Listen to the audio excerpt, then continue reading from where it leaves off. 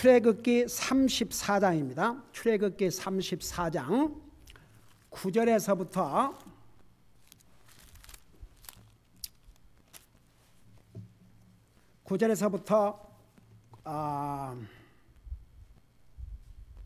9절 10절 두 절을 같이 읽겠습니다. 9절 10절 두 절을 같이 읽습니다. 시작. 이르되 오 주여 이제 내가 주의 눈앞에서 은혜를 입었사오면 원하건대 우리 가운데서 함께 가시옵소서. 이 백성은 목이 뻣뻣한 백성이니이다. 우리의 불법과 우리의 죄를 용서하시고 우리를 주의 상속물로 삼으소서 하니라. 아멘. 사랑의 아버지, 우리를 구원하시고 오늘도 우리 주님을, 살아계신 주님을 예배하고 섬길 수 있는 이런 은혜와 이런 복된 기회를 주셔서 감사드립니다. 이 시간에는 주님의 존귀하신 말씀을 전하고 듣는 시간입니다. 말씀을 전할 이 종을 성령님께서 도구로 사용해 주셔서 이 말씀을 통해서 주님의 백성들에 주시고자 하는 그 메시지를 조금도 빠뜨리지 말고 분명하고 정확하게 전할 수 있도록 이 종을 성령님의 도구로 사용하여 주시옵소서. 감사합니다. 사랑합니다. 예수님의 이름으로 감사 기도드리옵나이다. 아멘. 앉으시기 바랍니다. 이스라엘 백성들이 하나님의 말씀을 불순종하고 우상을 만들어서 섬기고 그 얼마나 악을 행했습니까? 그럼에도 불구하고 하나님께서 처음에는 이스라엘 백성들을 다 진멸하시고 모세를 통해서 새로운 나라를 이루려고 하셨지만 모세가 하도 하나님 앞에 이스라엘 백성의 용서를 간구하니까 하나님께서 그 기도를 들으시고 이스라엘 백성들을 용서해 주셨습니다. 이제 34장에 오면 하나님께서 아브라함과 이삭과 야곱에게 주신 이 언약을 새롭게 하는 작업이 시작됩니다. 그 내용이 여기 들어있는데 여러분 보세요. 사실 이스라엘 백성들이 하는 모습을 보면 정말 하나님께서 마땅히 저들을 진멸해야 하셨습니다. 근데 모세의 그 기도를 들으시면서 다시 한번 아브라함과 이삭과 야곱에게 주신 언약을 기억을 하셨다고 그러십니다. 근데 여러분 보세요. 여러분 자녀들을 위해서, 특별히 자녀를 가진 부모들, 결혼하시고 자녀를 가진 부모들은 여러분의 자손들을 위해서 기도 많이 하세요. 누가 압니까? 여러분의 간절한 기도를 들으시고 주님께서 구원받지 못한 여러분의 자손들, 여러분 보세요. 지금은 예를 들어서 여러분들의 지금 자손들은 믿음 생활을 잘하고 있다고 할지라도 그 자녀들을 믿음으로 잘 양육하지 아니하면 그 자녀들이 성장해서 결혼해서 자식들을 낳은 다음에 그 여러분의 손주들이, 그 다음에 우리 주님이 더디어 오시면 그 다음 세대들이 다 믿음으로 살지 누가 합니까? 만일 주님이 더디어 오신다면 몇 세대 지나고 나면 하나님과는 아무런 상관도 없이 그렇게 살 후세들이 얼마나 많겠습니까? 주님이 더디어 오신다면 오늘 세상 모든 일 돼가는 걸 보면 주님이 빨리 오시겠지만 더디어 오신다면, 그래서 보세요. 참 이게 그 부모는 자식들의 영적인 삶이 가장 여러분의 관심의 첫째가 돼야 됩니다. 여러분 보세요. 보통 믿는 부모라도 그저 자식들이 소위 잘 된다는 게 다른 게 없어요. 좋은 잡 가지고 돈도 괜찮게 벌고 먹고 살기 편안하고 그걸 이제 잘 된다고 하는데 영적인 면은 아직 생각도 안 하는 부모들이 얼마나 많은 줄 아세요? 여러분, 내 영혼이 잘됨 같이, 그래서 내 영혼이 잘됨 같이 범사가 잘 되고 그 우선순위가 우리의 영적인 삶이 바로 되어야 합니다. 이게 바로 되어야 그 다음 뭘 하든지. 그래서 여러분 보세요. 이스라엘 백성들의 이 하는 행동을 보면 하나님께서 다 진멸하실 수밖에 없는 그런 목이 뻣뻣한 진짜 아주 못된 백성들이었습니다. 그럼에도 불구하고 여러분 아브라함이 어떤 사람입니까? 아브라함은 세상에 자식이 없다가 100세에 낳은 아들을 20살 장성한 아이가 됐는데 죽여서 제물로 바치라고 그러니까 성경 읽어보세요. 아브라함 no question was asked. 갔다가 바쳤지 않습니까? 이삭은 당시에 보세요. 성경학자이면 20살이 넘은 나이에요. 100살이 넘은, 이제 이삭을 100살에 가졌으니까 이삭이 20살이라면 아버지는 120살 노인입니다. 자기를 묶어서 죽이려고 그럴 때 아니 그 아버지 할아버지 그냥 한 방 미루면 넘어져 버리죠. 근데 그 120살 된 아버지가 자기를 꼭꼭 묶을 때 그대로 순종했거든요. 그래서 이삭을 예수님의 그림자로, 이삭은 자기 아버지에게 죽기까지 순종했는데 바로 빌립보서 2장에 보면 예수님은 아버지 하나님과 동등된 분이로되 죽기까지 아버지 하나님께 순종했다고 그랬어요. 그 다음에 야곱 어땠습니까? 비록 자기가 형이 되지 못한 게 너무 원통해서 형을 속이고 아버지를 속이고 그러고 도망갔지만 그 죄값 치루었지요. 야곱 어떻게 살았습니까? 죽을 고비를 얼마나 많이 만나고 그랬지만 오직 여러분 보세요. 그 야곱 대단한 사람입니다. 주님 하나님 그 삶의 목표가 분명했습니다. 여러분 형의 얼굴을 피해서 도망갈 때 그 베델에서 밤에 자다가 어디 호텔에서 잔 게 아닙니다. 언제 짐승이 와서 잡아먹을 줄도 모른 그 중동의 광야 산에서 잠을 자고 있는데 주님이 나타나셨죠. 그때 약속했지 않습니까? 바로 이곳이 주님이 계시는 곳이구나.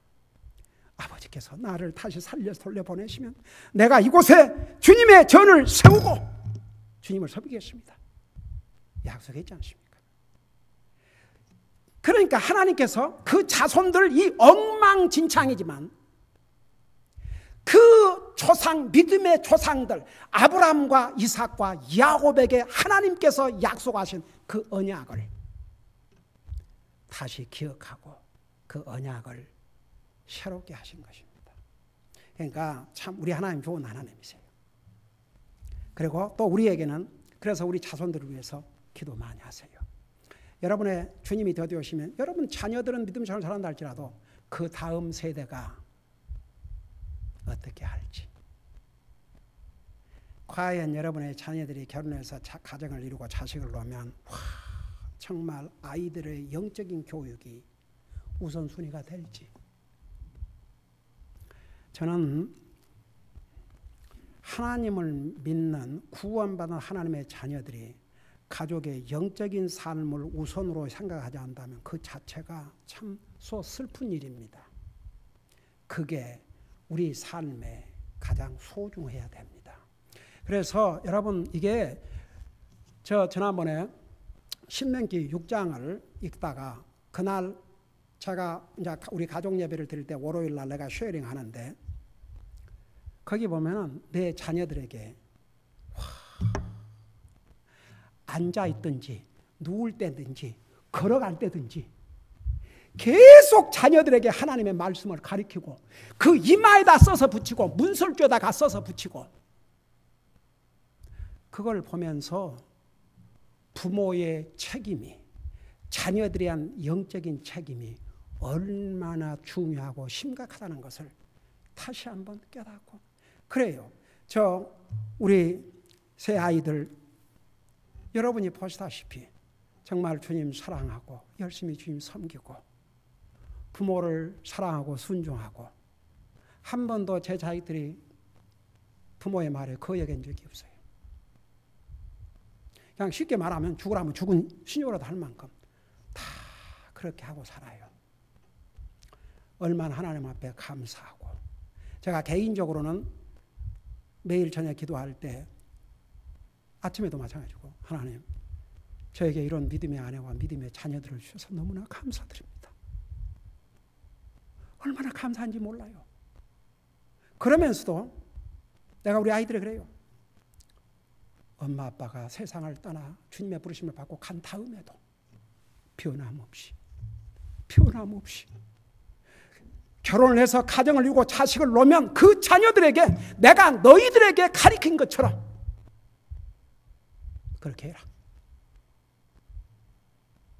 저는 그게 이제 제 그 관심이에요. 그래서 여러분 보세요. 자녀들을 위해서 부모는 끊임없이 기도해야 되고 자녀들의 영적인 삶이 여러분 관심의 가장 우선순위가 되어야 됩니다. 그래서 여러분의 자녀들이 영적으로 잘 되면 내 영혼이 잘됨 같이 범사가 잘 되고 있어요. 영적인 면에서 실패하면 이 세상에서 아무리 성공했다 할지라도 하나님 보실 때는 실패입니다. 그러니까 보세요. 참 저는 이 말씀을 읽으면서 우리 하나님 얼마나 좋으신 하나님이신지 그래서 언약을 이제 새롭게 하는데 이게 이제 브레이크다운 하다 보면 34장 1절에서 4절까지는 여러분 첫 번째 여러분 십계명을 하나님께서 직접 기록해서 주셨는데 이스라엘 백성들이 세상에 우상을 만들어 놓고 절하는 그 기가 막힌 모습을 보고 모세가 그 돌판을 던져버렸지 않습니까? 깼지 않습니까? 그러니까 이제 하나님께서 다시 언약을 새롭게 하면서 내가 다시 언약의 돌판을 그 십계명을 또 언약이라고도 해요. 언약. 그걸 다시 줄 테니까 돌을 깎아갖고 전번에 가졌던 돌같이는 돌을 깎아갖고 이제 가지고 오라고 그래요. 그래서 이제 34장 1절에 보면은 주께서 모세에게 이르시되 너는 처음 것과 같은 돌판 2개를 깎으라. 내가 깨뜨린 처음 판들에 있던 말들을 내가 이 판두리에 쓰리니 아침에 예비하고 아침에 시내산에 올라와 거기서 산꼭대기에서 내 자신을 보이되 아무도 너와 함께 오르지 말게 하며 온 산에서 아무도 보이지 않게 하고 양떼나 소떼도 산 앞에서 먹지 못하게 하라. 그러니까 이제 4절에 모세가 처음과 같은 돌판 2개를 깎고 아침에 일찍 일어나 주께서 자기에게 명령하신 대로 돌판 2개를 손에 들고 시내산에 올라갔다고 그랬어요. 그 다음에 이제 34장 5절에서 9절에 보면 하나님께서 이제 시내산에 올라간 이 모세에게 나타나셨어요. 나타나셔서 무슨 말씀을 하셨는지 자세한 내용이 나와 있고 그 다음에 이제 10절에서 28절까지는 언약을 새롭게 하시는 구체적인 내용을 기록하고 있고 그 다음에 이제 29절 35절까지는 모세에게 나타나신 하나님의 영광에 대해서 기록하고 있는데 특별히 이 34장에서는 하나님께서 언약을 새롭게 하면서 3가지 면의 하나님을 여기서 보여주고 있습니다. 그리고 동시에 34장에는 3가지 중요한 이스라엘 백성들의 명령한 절기가 있는데 이 절기에는 모든 남자들이 반드시 가야 했습니다. 이 절기에. 자, 그런 걸 여러분 머릿속에 두시고 여러분 잠깐 5절 보세요. 이제 모세가 돌판을 깎아갖고 시내산에 올라왔는데 5절에 보니까 주께서 구름 가운데 내려오사 그와 함께 거기 서서 주의 이름을 선포하니라. 주께서 그 앞으로 지나가시며 여러분 하나님은 영이시지 않습니까? 그러니까 이제 구름으로 나타나신 거죠. 그때 그 경우는 구름이 바로 주님의 임재하심입니다. 그게 이제 모세 앞으로 그 구름이 지나가는데 바로 그 구름이 주님의 임재하심을 나타내십니다. 그래서 이제 주께서 그 앞으로 지나가시며 선포하시되 주로다 긍휼이 많고 은혜롭고 오래 참고 선함과 진리가 풍성한 주 하나님이로다. 7절에 내가 긍휼을 수천에게 베풀며 불법과 범죄와 죄를 용서하되 그것이 결코 죄 있는 자를 깨끗하게 하지는 아니하리라. 내가 아버지의 불법을 자녀들과 자녀들의 자녀들에게 벌하여 3대와 4대까지 이르게 하리라 하시니. 자 보세요. 여기서 보여주신 하나님을 한마디로 얘기하면 하나님은 은혜와 자비의 하나님이십니다. 여러분 성경에 하나님을 두려워하라고 그러는데 하나님 무서워서 벌벌 떨라는 얘기가 아니고 하나님을 지극히 존중히 하되 가장 가까이 해야 할 분이 바로 우리 하나님이십니다. 여러분 그거 아세요? 여러분이 어떤 잘못을 사람에게 했으면 그 사람은 여러분을 용서하지 못해도 하나님은 용서해 주셔요. 사람은요 여러분 혹시라도 만에 하나라도 여러분 마음속에 누구를 용서하지 못한 사람이 있습니까? 용서하세요. 그게 하나님의 자녀로서 바른 자세입니다. 용서하셔야 됩니다. 왜 우리가 주님을 가까이 해야 하는 줄 아십니까? 우리 주님은 은혜의 하나님, 자비의 하나님, 용서의 하나님이시기 때문에. 근데 여기에 하나 조건이 있어요. 하나님께서 뭐라는 줄 아십니까? 이렇게 말씀하셨어요. 내가 긍휼을 수천에게 베풀며 불법과 범죄와 죄를 용서하되 그것이 결코 죄 있는 자를 깨끗하게 하지는 아니하리라. 여러분 보세요. 우리 예수님께서 이 땅에 오셔야 했던 이유가 구약시대 때에 짐승이나 이런 짐승의 속죄물로는 우리 사람의 죄를 근본적으로 해결할 수가 없었습니다. 그래서 예수님이 이 땅에 오셔서 예수님 자신이 자기 자신을 헌물로 드릴 때는 완전한 헌물이기 때문에 우리 하나님께서 더 이상 속죄의 헌물을 원치 않으신 것입니다. 그리고 나서 그러니까 결코 죄 있는 자를 깨끗하게 하지는 아니하리라. 여러분 또 여기서 한 가지 우리가 알아야 될 것은 여러분 구약시대 때나 신약시대 때나 우리가 잘못했으면 항상 주님 앞에 고백을 하고 용서를 구해야 됩니다. 더더구나 구약시대 때는 이스라엘 백성들이 용서를 구하지 아니하면 하나님께서 바로 진멸하셨어요. 만일에 모세가 이스라엘 백성들을 위해서 용서의 기도를 하지 않았더라면 하나님께서 이스라엘 백성들을 다 죽이실 뻔했어요. 근데 신약시대에 와서는 우리는 이미 예수님을 영접함으로 우리의 죄를 용서받았음에도 불구하고 우리가 죄를 짓고 살아요. 그래서 우리에게 뭐라고 얘기한 줄 아세요? 여러분 이건 명령입니다. 요한일서 1장 9절에 보면 우리가 죄를 범하면 그 죄를 고백하라고 그랬습니다. 그건 나와 여러분의 책임입니다. 그러니까 우리가 잘못했을 때 항상 여러분 하나님이 보실 때에 하나님은 이 세상에 어차피 그런 사람은 없어요. 죄를 안 짓고 완전하게 살 사람은 이 세상에 아무도 없습니다. 다 죄를 짓고 살아요. 근데 하나님은 어떤 사람을 찾냐 그러면 그 죄를 짓고 그걸 가슴 아프게 여기고 하나님 앞에 용서를 구하고 고백을 하는 그 마음을 하나님께서 원하십니다. 여러분 다윗과 사울의 차이가 뭔지 아세요? 사울은 잘못해놓고도요 굉장히 뻔뻔했어요. 뭐 그걸 가지고 그렇게 자세가 그랬습니다. 근데 다윗은 책망을 받자마자 눈물로 대결을 적시다고 했습니다. 그게 달라요. 다윗이 사울보다 나아서 하나님의 마음에 합한 자가 된 게 아닙니다. 우리는 다 연약합니다. 그거 아셔요. 하나님 용서해 주세요. 우리 하나님은 은혜로우신 하나님이세요. 자비로우신 하나님이세요. 용서해 주셔요. 그러지만 우리가 할 일이 뭐냐 그러면 우리가 잘못했을 때는 항상 자백하고 용서를 구해야 됩니다. 그리고 나서 보세요. 내가 아버지들의 불법을 자녀들과 자녀들의 자녀들에게 벌하여 3대와 4대까지 이르게 하리라 하시니 이거 보세요. 한번 생각해봐요. 이 부모가 잘하고 살아야죠. 이 부모가 잘하면 잘한 대로 자식들에게 좋은 영향이 가고 부모가 잘못하면 잘못한 대로 자식들에게 나쁜 영향이 갑니다. 그러니까 부모는 이렇든 저렇든 잘해야 돼야 좌우지간 잘해야 돼요. 하나님 앞에 잘하고 살아야 됩니다. 자기들의 영적인 삶을 위해서 기도해야 됩니다. 자녀들에게 밥 잘 먹었냐? 이것만 챙기세요. 제가 뭐라 그랬어요? 우리 큰딸 집을 떠나 있을 때 7년 동안을 기도했냐? 성경 읽었냐? 근데 그 질문을 집을 떠나 있을 때만 한 게 아니고 매일 살면서 그랬어요. 이제 우리 두 아이들을 말할 것도 없고. 근데 그래가 이제 7년 동안을 떨어져 있을 때 질문이 하나 더 늘어났지요. 기도했냐? 말씀 읽었냐? 밥 먹었냐?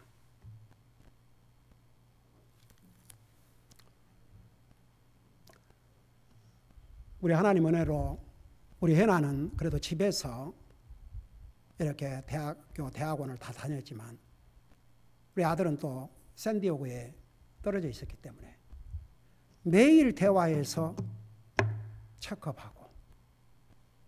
그래서 저는 우리 새 아이들이 정말 하나님의 관계를 잘하고 사는가, 부모가 있든 없든 하나님 앞에서 하고 사는가, 그게 나의 최관심사였어요. 지금도 마찬가지고 앞으로도 마찬가지일 것이고. 그러니까 보세요. 여기 보면요, 부모가 잘하면 잘하는 대로 자식들에게 좋은 영향이 가고, 부모가 못하면 못한 대로 나쁜 영향이 자손들에게 가는데, 이게 3, 4대까지 간다고 그랬어요. 그리고 기존 성경에서 잘못 번역된 게 있어요. 그 부모가 잘하면 수천 배까지 은혜를 베푸는, 그 잘못된 번역입니다. 수천 배라 안 했어요. 그냥 수천 명에게 그랬어요. 아무리 사람이 많아도 그러지, 제너레이션 수천 대. 그러면 앞뒤가 안 맞는 게, 그러면 부모가 잘못하면 3, 4대까지 가고, 그러면 잘하면 1000대까지 가는데 그 앞뒤가 안 맞아요. 그래서 잘하면, 그러니까 기존 성경에서 수천 대에 이르라는데 그거 잘못된 번역입니다. 수천 명에 이르고 잘못하면 3, 4대까지 이른다고 그랬습니다. 그래서 정말 부모의 책임이라는 게 얼마나 중요함을 볼 수 있죠. 자, 그 다음에 8절에 보니까 모세가 급히 땅을 향해 머리를 숙이고 경배하며 이르되, 오 주여, 이제 내가 주의 눈앞에서 은혜를 입어 싸우면 원하건대 우리 가운데서 함께 가시옵소서. 이 백성은 목이 뻣뻣한 백성이니이다. 우리의 불법과 우리의 죄를 용서하시고 우리를 주의 상속물로 삼으소서니라. 참 그 리더의 책임이라는 게, 모세는 자기는 잘못을 안 했는데 맨날 백성들의 잘못 때문에 모세는 하나님 앞에 엎드려서 이 백성을 용서해 주시옵소서, 이 백성을 용서해 주시옵소서, 이 백성을 용서해 주시옵소서 기도했어요. 제가 매일 하루 일과를 마치고 기도하면서 여러분들을 위해서 기도할 때 뭐라 하는 줄 아세요? 우리 성도들 오늘 마음과 생각과 입술과 행동으로 지은 죄들을 용서해 주시옵소서. 저도 매일 기도해요. 내 가족뿐만 아니라 우리 성도들이 혹시라도 하나님 앞에 마음으로 범죄했을까 봐. 여러분, 그 유명한 욥이 있잖아요. 욥. 자기 자녀들이 잔치를 하고 날 때마다 혹시 저들이 마음속으로라도 하나님 앞에 죄를 범했을까 봐서 각 자녀들을 위해서 속죄의 헌물을 하나님 앞에 드렸다 그러지 않습니까? 그게 부모의 심정입니다. 영피플, 지금은 너희들이 자녀들이지만 너희들이 결혼해서 가정을 이루면 You have to have that responsibility. You never forget that. 그래서 여기에 모세는 또 자기 백성들의 잘못을 용서해달라고 기도합니다. 그러면서 이제 10절 보세요. 이제 10절부터 28까지는 이제 하나님께서 구체적으로 이스라엘 백성들에게 하나님이 아브라함과 이삭에게 주신 언약을 새롭게 하는 내용이 나오는데, 이제 이런 것은 여러분이 이제 개인적으로 읽어도 다 이해되는 부분들이니까 놔두고, 이제 두 번째 하나님을 여기서 소개하고 있는데, 이제 그 전에 12절에 보면요, 너는 스스로 조심하여 내가 들어가는 땅의 거주민들과 언약을 맺지 말라.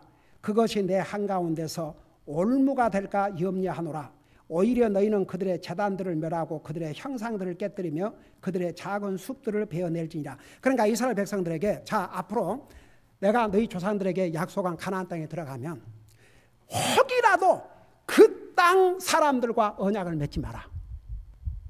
그리고 그들이 자기들 신을 섬기기 위해서 세운 제단들을 다 무너뜨리고 숲을 베고 그들의 모습 본받지 말도록, 이렇게 다 이제 내가 다시 한번 언약을 새롭게 할 테니까 너희들이 이렇게 하지 말라 그러면서 두 번째 하나님의 캐릭터를 여기서 소개하고 있습니다. 두 번째 보여주신 하나님이 뭐냐 그러면 14절을 보세요.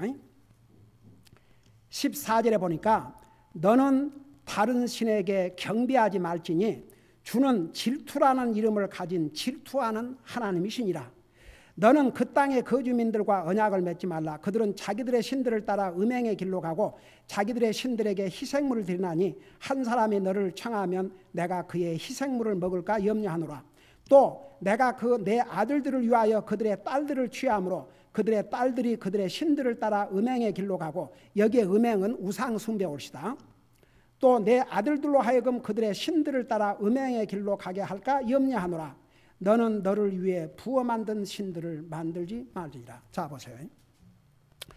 우리 하나님을 향해서 자기 자신이 처음에는 나는 은혜의 하나님, 자비의 하나님, 용서의 하나님이라고 말씀하시고 그 다음에는 나는 질투의 하나님이라고 했어요. 자, 여러분 물어보십시다. 질투는 어떤 관계에서 질투를 해요?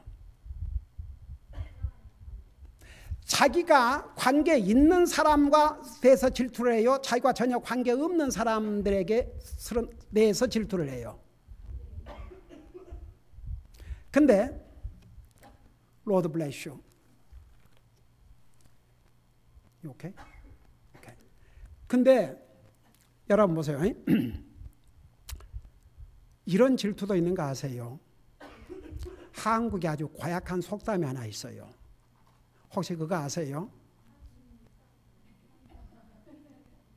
이웃 사촌이 땅을 사는데 내 배가 아프다. 그러니까 남이 잘 된 거 못 본다 이거죠. 그런 질투 말고 만일에 결혼한 남편이 아내가 다른 남자를 좋아하면 그 같이 살겠어요? 못 살겠어요? 여러분 질투는 죽음보다 강하다고 그랬습니다. 잠언에 그랬잖아요. 남의 아내 건들지 말라고. 만일에 그걸 발각된 날에는 그 남편이 네가 아무리 큰 돈으로 그 마음을 풀라 해도 그거 절대 용납하지 않고. 그래서 보세요. 질투라는 것은 무섭습니다. 죽음보다 강합니다. 참, 그 있어서는 안 될 일이지만 옛날에 이게 퓰러턴 한국 여자아이를 중국 애가 사귀고 있었는데 한국 새 보이들이 그 여자 아이 때문에 그 중국 남자를 죽였지 않습니까? 죽여도 아주 무지막지하게 죽였습니다. 결국 발각됐지요. 티네이저들이지만 성인으로 재판받아 완전히 다 망했죠. 집안도 망하고 다 망하고. 그러니까 보세요. 세상 사람들은 그런 질투. 그런데 이제 그런 질투 말고 예를 들어서 남편이 여러분 교회는 주님의 신부고 주님은 우리의 신랑이라고 그러거든요. 그러니까 아내가 다른 남자를 좋아한다 그러면 그 남편이 가만히 있겠습니까? 자기 아내를 사랑하는 남편이라면 질투할 수밖에 없지요. 가만히 있겠어요? 여러분 이제 우리 쭉 금방 나오지만 그 구약시대에 질투하는 영. 그 남편이 자기 아내에게 의심을 하면 그 제사에게 데리고 가가지고 그 물을 마시겠지 않습니까? 만일에 여자에게 잘못 있었다면 허벅지가 떨어져 나가고 그냥 엄청났죠. 그러니까 보세요. 질투는 자기가 사랑하는 사람이 다른 사람을 사랑할 때 그 질투 무섭습니다. 하나님은 질투하신 하나님이라고 하셨어요. 나와 여러분 얼마나 사랑하셨으면 자기 생명을 주셨습니다. 그 이상 어떻게 사랑합니까? 여러분 보세요. 우리는 이 하나님의 사랑을 진짜 알아야 됩니다. 깨달아야 됩니다. 하나님께서 나와 여러분을 사랑하셔서 자기 생명을 주셨습니다. 목숨을 주셨습니다. 그보다 더 이상 어떻게 사랑하십니까? 그래서 우리 하나님은 우리에게 사랑받을 자격이 있습니다. 하나님은 질투하는 하나님이라고 했습니다. 그래서 우리가 하나님 외에 다른 신을 섬기면 하나님 절대 지나가지 않습니다. 그런데 여러분 지금은 그 구약시대 우상의 개념과는 다릅니다. 하나님보다 믿는 사람에게 하나님보다 소중한 거 있으면 진짜 하나님의 자녀라면 그거 데려갑니다. 하나님이. 없애버립니다.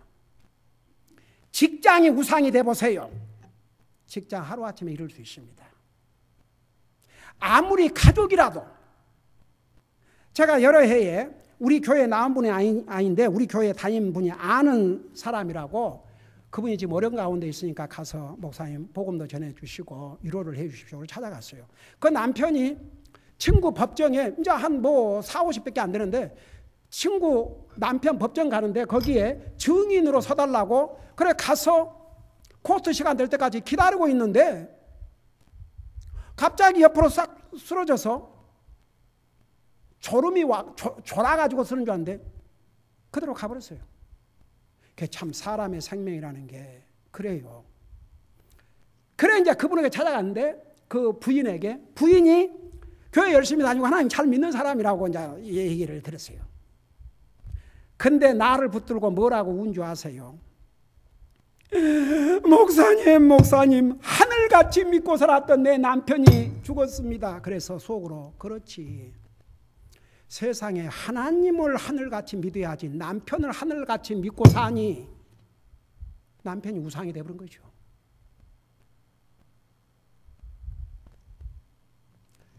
여러분, 우리 이것만큼은 분명하고 살자고요. 진짜 구원받은 하나님의 자녀는 내 삶 속에 하나님보다 더 중요하면 그게 하나님 앞에 우상입니다. 하나님 질투하십니다. 하나님을 질투하게 하는 건 미련한 짓입니다. 그 일 안 해야죠. 네. 그래서 이스라엘 백성들에게 나는 질투하는 하나님이라는 거 분명히 가르쳐 줬습니다. 절대 우상 섬기지 말아야 했습니다. 근데 나중에 이스라엘 백성들 어떻게 했어요? 결국 이 하나님의 경고를 무시하고 어떻게 했습니까? 우상을 섬기고 그러다가 완전히 이스라엘이 망해버렸습니다. 이스라엘이 남쪽으로 북쪽으로 두 나라로 나눠졌다가 북쪽이 남쪽보다 약 200년 먼저 망해버렸고 아수르로 잡혀가서, 그 다음에 남쪽은 유다라고 그랬는데 그 유다가 바벨론의 포로로 잡혀갔죠. 그래가지고 세상에 예수님께서 이 땅에 오셨을 때 그때도 이스라엘 나라가 없었습니다. 로마가 지배하고 있었습니다. 그래갖고 이스라엘이 언제 독립했습니까? 1948년 금년이 70주년입니다. 이스라엘이 독립된 지 70주년. 그러니까 보세요. 몇천 년 동안 이스라엘은 나라를 잃어버렸습니다.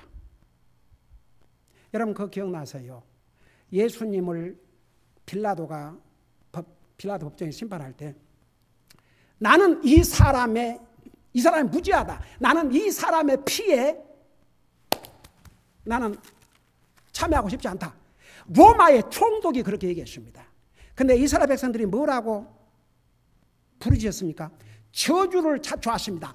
그 피를 우리와 우리 자손에게 돌리소서. 저주를 자초했습니다. 유대인의 600만 학살 2차 대전 때 왜 유대인들만 그 학살을 당했습니까? 자초했습니다. 저주를. 그 피를 우리와 우리 자손에게 돌리라고. 하나님의 오늘도 보세요. 이스라엘 백성들이 향한 것을 보면 하나님께서 버리실 수도 있죠. 그런데 아브라함과 이삭과 야곱에 대한 그 언약 때문에 이스라엘을 다시 독립을 시켜주셨죠. 1948년에. 여러분, 우리가 하나님의 말씀은 we have to take it seriously. 진짜 심각하게 받아들여야 됩니다. 하나님은 질투의 하나님입니다. 하나님보다 더 소중한 게, 하나님보다 앞서간 게 있으면 우리에게 결국 복이 안 됩니다.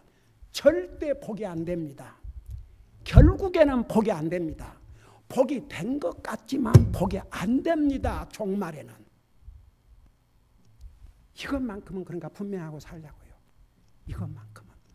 우리 주님이 이 세상에 누구보다도, 남편보다도, 아내보다도, 부모보다도, 자식보다도, 형제보다도, 친구보다도, 자업보다도, 사업보다도, 학교 공부하는 것보다도, 그 무엇보다도 주님이 우리 삶의 우선순위, 이것만큼 분명히 하고 살자고요.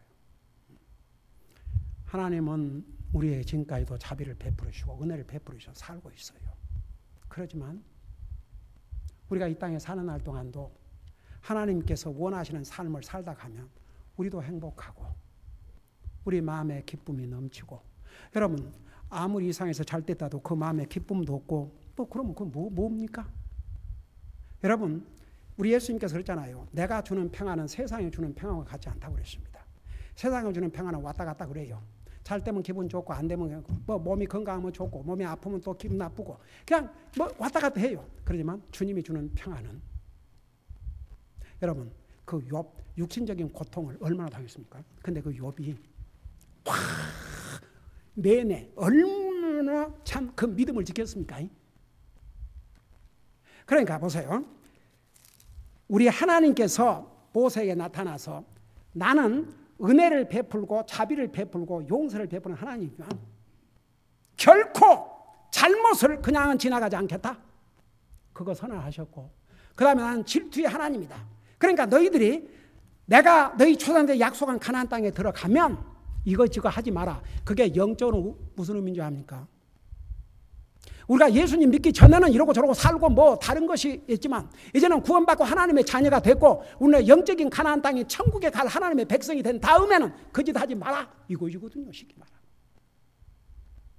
그래서 하나님께 캐릭터를 이렇게 분명히 나는 질투의 하나님이니까 절대 그러지 마라. 그러니까 이제 하나님께서 아브라함과 이삭과 야곱에게 약속한 그 언약을 새롭게 하시면서 그 언약을 내가 계속 지킬 수 있도록 너희들도 절대 우상 숭배하지 마라. 그런데 결국은 이 하나님의 경고를 무시하고 그렇게 하다가 나라를 잃고 종살이, 감옥살이, 몇천 년 동안을 그 무서운 로마가 다스릴 때도 얼마나 혹독한 종살이를 했습니까? 여러분 이건 역사에 산 증거입니다. 부인할 수 없는 증거입니다. 예. 하나님의 말씀을 누가 지옥 간 줄 아십니까? 천국 가기를 원하는 사람은 절대 가게 돼 있어요. 근데 천국 가기를 관심도 갖지 않고 지옥에 대해서 관심도 없는 이런 사람이 지옥 갑니다. 하나님 말씀을 알기를 우습게 알고 하나님 말씀 들으려고 하지 않는 이런 사람들이 지옥 갑니다. 이 얘기를 꼭 해야지. 지난 목요일 날 우리 유미숙 자매님이 돌보시는 노인 중에 한 사람 구령 상담을 해달라고 그래서 가게 되지 않습니까? 제가 이제 가기 전에 기도를 많이 했어요. 왜냐하면 연세가 그래도 나인이 8이니까 98세니까 잘 알아들어야 될 텐데, 그래서 이제 기도를 하면서 어떤 상태인지 정확한 이제 자매를 통해서 대강이 들었지만은 그래도 잘 알아듣고 정말 이 영혼이 구원받으면 꼭 구원받게 해달라고 이제 기도를 하고 그리고 이제 다 갔어요. 우리 자매가 그 잡 찾아가려면 조금 이렇게 공로를 해야 되는데 자매가 미리 나와가지고 앞치마 탁 들어고는 다 안내를 해줘가지고 이제 파킹락까지 어디로 파킹하라고 그렇게 다 이제 해서 그러니까 집으로 가는데 제 생각에는 침대에는 누워있지 않으실지라도 소파에 누워 계실 것이라고 그렇게 생각했어요. 근데 문을 열고 들어가니까 세상에 자리에서 일어나가지고 뭐라는 줄 아세요? 목사님이 이런 누추한 데까지 오셔서 영광입니다. 98세 된 노인. 그래서 이제 먼저 이제 앉아서 기도를 하는데 그 어르신도 같이 기도를 하는 거예요. 이제 혼자서. 그리고 이제 벽을 보니까 이분이 한국에서 옛날에 그러니까 군인인데 장교였던 것 같아요. 예. 그래갖고 훈장을 아주 많이 받았어요. 잘생겨서 지금은 이제 98세가 돼서 이제 그렇지만 아주 젊어서 잘생겼어요. 그 부인은 키가 조그만해. 그러니까 여기 자더라고. 근데 그 부인도 살아계시는데 병원에 계신대요. 그래서 내가 이제 교회는 다니셨냐니까 교회 다니셨대요. 그래서 그러면 예수님 믿으시고 하늘나라 갈 확신이 있으십니까? 그러니까 그 대답을 뭐라고 하시냐면 이렇게 대답을 하셨어요. 제가 전에는 교회도 다니고 그러는데 지금은 이제 이렇게 아무래도 나이가 들어서 교회를 못 나가고 있다 이렇게 대답을 이제 하시더라고요. 그러면서 이제 하나가 확신이 이제 있습니다. 그런데 이제 제가 그래서 그 의미는 뭐냐? 그러니까 지금 이렇게 이제 교회도 못 다니고 그러고 있으니까 이제 그러니까 그 부분이 분명히 하는 것 같았어요. 그래서 아야 처음부터 끝까지 처음부터 아무것도 모르는 사람이라고 생각하고 복음을 전해야 되겠다 싶어가지고 자 오늘 만에 하나라도 의심이 있거나 그러면 오늘 이거 깨끗하게 하십시다. 그리고 이제 로마서 3장 10절에 보면 그리고 내 성경을 펴니까 그 할아버지 그 옆에 성경이 옆에가 있어요. 그야말로 옛날 한국 성경 이렇게 위에서 밑으로 쓴 성경 그게 저도 어디 하나 있어요. 그래서 이제 그분의 성경을 같이 찾아가지고 그걸 세상에 찾아보시려고 딱 성경을 잡아 들으시는 거예요. 그래서 우리 자매님이랑 집사람을 다 지켜봤지만 근데 이제 자매님이 보청기를 꼈기 때문에 좀 크게 얘기를 하셔야 될 거라고 그래서 있는 목소리를 해가지고 이제 아니 나중에 집에 갔는데 자꾸 목이 아프려고 그래서 이거 감기 기운이 오는가 그랬더니 그게 아니고 가만 생각해 보니까 그래서 막 이 저기 뭐야 그 뜨거운 물 해가지고 그 저거 꿀 해가지고 한이 차를 먹고 그런데 그거 먹고 나면 소용이 없고 그 가만 생각해 보니까 그래도 보세요 1시간을 전했더라고요. 1시간을 큰 목소리로 얘기하다 보니까 하여간에 그래가지고 이제 하나하나 근데 어디서 딱 많은 사람들이 그래도 교회에 다니고 그러면 예수님이 우리 죄를 위해서 죽으셨다 그런 건 믿습니다. 근데 나의 죄를 위해서 죽으셨다고 믿지 않는 한 내 죄는 여전히 용서 못 받고 여전히 주님과의 관계가 없습니다. 그래서 많은 사람들이 교회는 다녀도요 정말 하나님과 네 양심 앞에 오늘 좀 하락할 수 있느냐 그러면 없다 그럽니다. 그런 면에서 양심적일지 모르겠지만 복음을 모르기 때문에 그렇습니다. 정말 예수님이 나를 위해서 죽으셨음을 개인적으로 그래서 이제 그 설명을 이 세상에 다른 사람은 한 사람도 없고 오직 나밖에 없는데 할아버지밖에 없어요. 이 세상에 아무도 없고 할아버지밖에 없어요.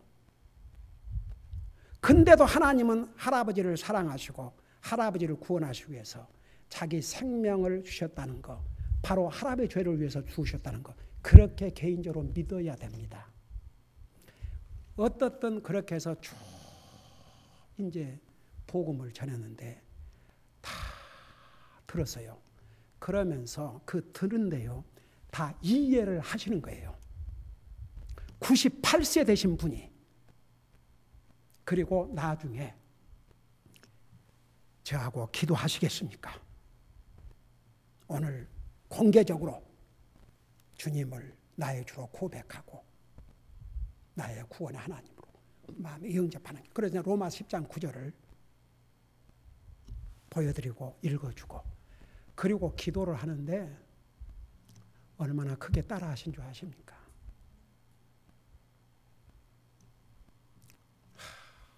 얼마나 기쁘든지 세상에 나중에는 일어나셔가지고 아예 전송까지 하시는 거예요. 98세 되신 분이 문 밖까지 따라와서 그러면서 이렇게 자매님이 잘 돌봐주셔서 그래서 내가 참 얼마나 보람을 느끼고 또 돌아오면서 우리 자매님 얼마나 감사한지 그냥 뭐 교회 갔다 그러니 교회 옛날에 다녔고 믿음 생활을 했다 그러니까 그렇게 지나갈 수 있잖아요. 그렇지만 그 영혼을 케어하는 그 자매의 마음이 얼마나 귀한지. 그래서 참 이건 사람의 연령이 문제가 아니고 그러니까 그래서 마지막에 이제 그 기도를 하고 난 다음에 이제는 어르신 마음의 기쁨과 평안을 가지고 이제 남은 삶은 주님을 그리워하고 주님을 사모하다가 가십시오. 주님 만나십시오. 그래서 제 어머니 간증을 했어요. 우리 어머니 평생을 항상 귀에만 있으면 보고 싶고 그리운 나의 주님, 보고 싶고 그리운 나의 주님. 옛날에는 어렸을 때는 이해를 못했지만 지금은 이해하고도 남습니다. 남은 삶 주님 사모하다가 주님 만나십시오. 그러고 왔어요. 여러분들도 여러분 주변에 여러분이 직접 구령을 못한다면 저하고 이렇게 어레인지를 하십시오. 그러면 내가 달려가서 복음을 전할 테니까. 여러분 우리 교회 초창기에 어떻게 해서 영혼들을 구령하고 그 성도들이 늘어난 줄 아십니까? 어떤 자 문을 두들고 전도됐지만 그때 나아가 컨택이 돼갖고 주님 영접하고 구원받은 사람들이 목사님 이 사람을 만나서 복음 전해주세요. 이 사람 만나서 복음 전해주세요. 이 사람 만나서 복음 전해주세요. 하도 이제 성도들이 그러니까 막 스케줄이 막 가득 차 있었죠. 그러니까 날마다 그러니까 이제 그런 사람들은요 교회를 오는 확률도 더 높아요. 왜냐하면 아는 사람이 있으니까.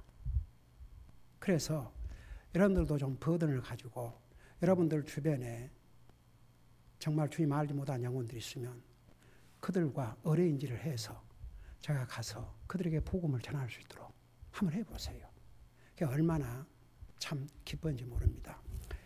여러분 보세요. 우리 하나님은 하나님의 사람들을 사랑하고 우리를 구원하기 위해서 자기 생명을 줬기 때문에 우리에게 주님보다 더 소중한 거 있으면 주님 기뻐하지 않습니다.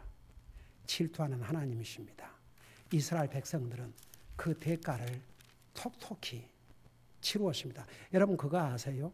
지금은 유대인들로서 예수님 믿는 사람들이 얼마나 많은 줄 아십니까? 그리고 지금은요 진짜 유대인들로서 예수님 믿는 사람들은 우리와는 완전히 다른 삶을 삽니다. 주님을 위해서 목숨을 내놓습니다. 사실은 보세요. 예수님의 12제자가 다 유대인들입니다. 유대인들이 국가적으로 민족적으로 그리스도를 거역했지만 개인적으로는 주님 영접하고 구원받으면요 그 사람들은 정말 주님을 위해서 기꺼이 목숨을 내놓을 수 있는 그런 모습들입니다. 여러분 그러니까 보세요. 이스라엘 백성들은 얼마나 그 대가를 치르는지 몰라요. 이제 마지막 부분에 보면 영광의 하나님, 하나님은 영화로우신 하나님임을 여기에 나타내 보이시고 있습니다. 자, 그 부분을 하고 마치십시다. 여러분 여기 29절에서 이제 35절에 보면은 34장 이런 말씀이 나와요. 29절에 모세가 그 두 중언판을 자기 손에 들고 시내 산에서 내려오더니 그 산에서 내려올 때에 모세는 자기가 그분과 말하는 동안에 자기 얼굴에 피부가 빛나던 것을 알지 못하였더라. 그러니까 모세가 다시 시내산에 올라가서 그 돌판에다가 하나님이 다시 십계명을 기록해 주셨어요. 그러니까 40일 동안 머무르면서 하나님과 함께 한 거죠. 근데 그 기간 동안에 사람인 모세의 얼굴이 빛이 났어요. 영광의 하나님과 40일 동안을 있다 보니까 그러니까 모세 자신은 자기 얼굴이 광채가 나는 것도 모르고 있었습니다. 그래서 보세요. 30절에 보니까 아론과 이스라엘 자손이 모세를 보니 보라 그의 얼굴에 피부가 빛나매 그들이 그에게 가까이 가기를 두려워하더라. 참 보세요. 와, 하나님의 영광의 광채가 모세의 얼굴에 있으니까 백성들이 두려워했다 그랬습니다. 여러분 나와 여러분이 섬기는 하나님이 영광의 하나님이십니다. 나중에 우리가 이제 하늘나라 가면 그 영광의 하나님과 영광을 누리고 삽니다. 여러분 진짜 우리는 때로는 우리가 받은 복이 얼마나 큰지를 실감을 못하고 살 때가 많아요. 자 보세요. 그러니까 모세가 31절 그들을 부르매 아론과 회중의 모든 지리자가 모세에게 돌아오고 모세가 그들과 말하니 32절 그 뒤에야 온 이스라엘 자손이 가까이 오므로 그가 주께서 시내산에서 자기에게 말씀하신 모든 것을 그들에게 명령으로 주니라. 33절 모세가 그들에게 말하기를 마칠 때까지 베일로 자기 얼굴을 가렸더라.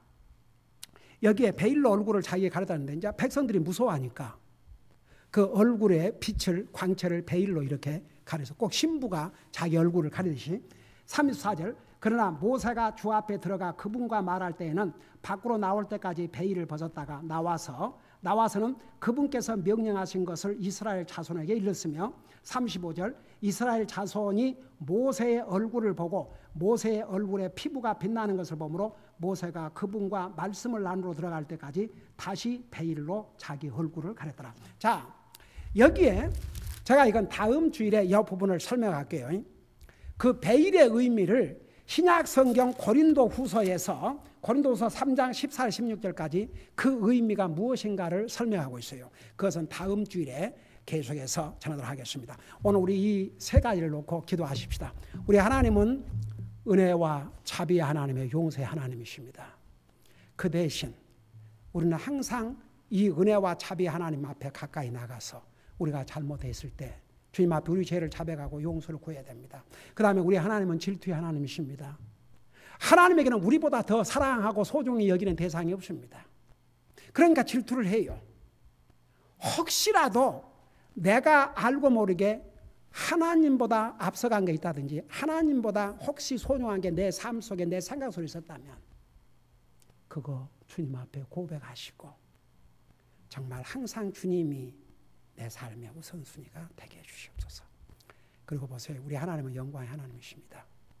모세가 하나님을 만나고 나니까 그 얼굴에 광채가 났다 그러십니다. 이 영광을 나와 여러분들도 이제 누릴 날이 옵니다. 그거 생각하면서 우리 하나님 앞에 기도하는 시간을 가집시다. 기도하겠습니다.